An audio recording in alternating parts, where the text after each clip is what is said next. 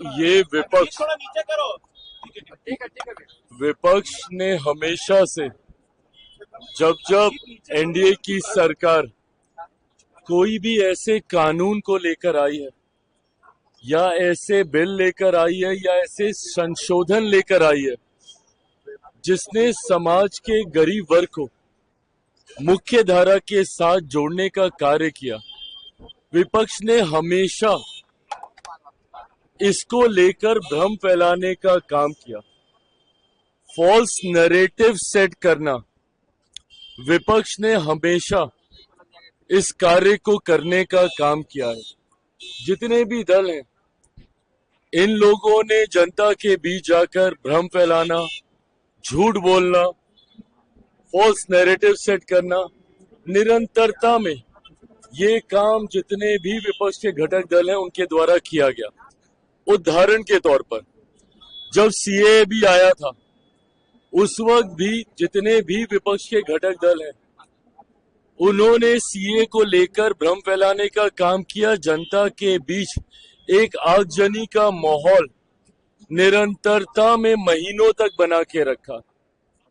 उस वक्त भी मैंने सदन के पटल में कहा था कि हाथ कंगन को आरसी किया, आने वाले दिनों में अपने आप पता चल जाएगा कि इससे किसकी नागरिकता गई।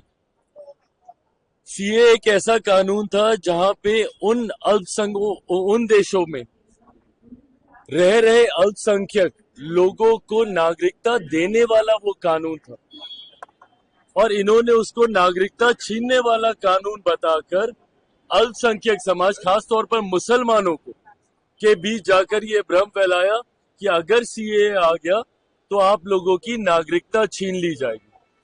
लंबे समय तक झूठ बोलने का काम किया। परिणाम स्वरूप देश भर में एक डर भय का माहौल बना रहा। आज मुझे बताइए कौन से मुसलमान भाई की नागरिकता छीन ली गई? ये उन देशों में रह रहे अल्पसंख्यक समुदाय के लोगों को नागरिकता देने का कानून था जहां पे बहुसंख्यक मुसलमान थे, बट इन्होंने लोगों के बीच में, भारत में रह रहे मुसलमानों के बीच में भ्रम फैलाने का काम किया, ये कहकर कि इसमें मुसलमानों को नागरिकता नहीं दे रहे, इसलिए आप लोगों की नागरिकता छीन ली जाएगी। ये झूठ बोलने का काम। धारा 370 हटाते वक्त भी यही कहा गया था कि अब धारा 370 अगर हट गई तो देश भर के मुसलमानों को बर्बाद कर दिया जाएगा, निकाल दिया जाएगा। जब राम मंदिर बनने की बात आ रही थी उस वक्त भी कहा गया था कि अगर राम मंदिर बनेगा तो देश भर के मुसलमानों को निकाल दिया जाएगा। सिर्फ झूठ बोलना, फॉल्स नैरेटिव सेट करना। इस लोकसभा के चुनाव में इन्होंने क्या किया? बार बार ये कह रहे थे कि अगर मोदी सरकार तीसरी बार आ गई तो आरक्षण समाप्त हो जाएगा, लोकतंत्र की हत्या कर दी जाएगी, संविधान समाप्त कर दिया जाएगा। जवाब देना विपक्ष के तमाम घटक दल, किसका आरक्षण छीन लिया गया? कहां का संविधान खत्म कर दिया गया? या फिर किस मुसलमान की नागरिकता छीन ली गई? सिर्फ झूठ बोलकर, डर का माहौल बनाकर आप अपने वोट बैंक को संभाल के रखते हैं। ये सोच गलत है। आज पुनः ये जो संशोधन विधेयक आया है वक्फ को लेकर, पुनः इसमें झूठ बोला जा रहा है कि ये मुसलमानों के हित में नहीं है, मुसलमानों की जमीन को छीनने का ये काम करेगा, जबकि स्पष्ट तौर से कहा गया है कि ये रेट्रोस्पेक्टिव है।